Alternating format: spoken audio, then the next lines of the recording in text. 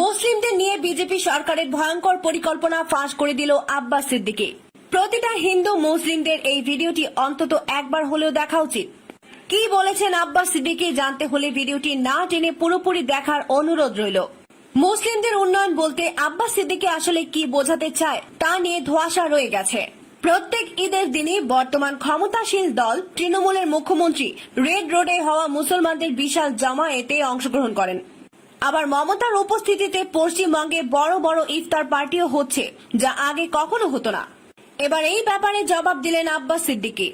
আব্বাস সিদ্দিকী বলেন, যদি আমার কওম এটাকে উন্নয়ন মনে করে তাহলে আমার কওম শীঘ্রই ক্যাম্পে যাবে। আর যদি উন্নয়ন বলা হয় এডুকেশনকে, উন্নয়ন বলা হয় চাকরিকে, উন্নয়ন বলা হয় বিভিন্ন আইএস, এসপি, ডিএম এর মতো পদে থেকে দেশের সেবা করাকে, তাহলে আমার মনে হয় আমার কওমের উচিত হবে একবার নতুন করে জাগা।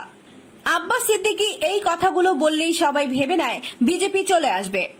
এমন প্রশ্নের সাপেক্ষেও মুখ খুললেন আব্বাস সিদ্দিকী। তিনি বলেন, বর্তমান সময়ে বিজেপিকে মানুষের কাছে একটা টোপ হিসেবে ব্যবহার করা হচ্ছে।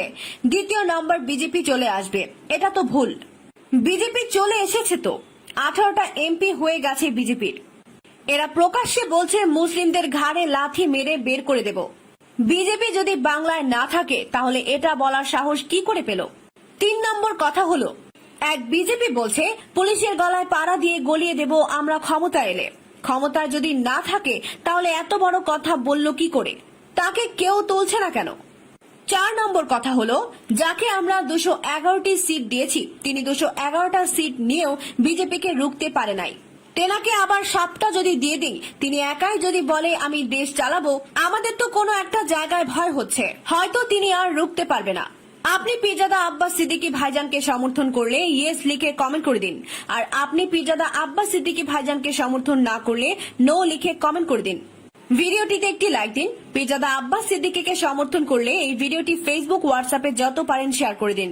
আব্বাস সিদ্দিকী ভাইজানের সকল খবর সবার আগে দেখতে আমাদের চ্যানেলকে সাবস্ক্রাইব করে আমাদের সাথেই থাকুন।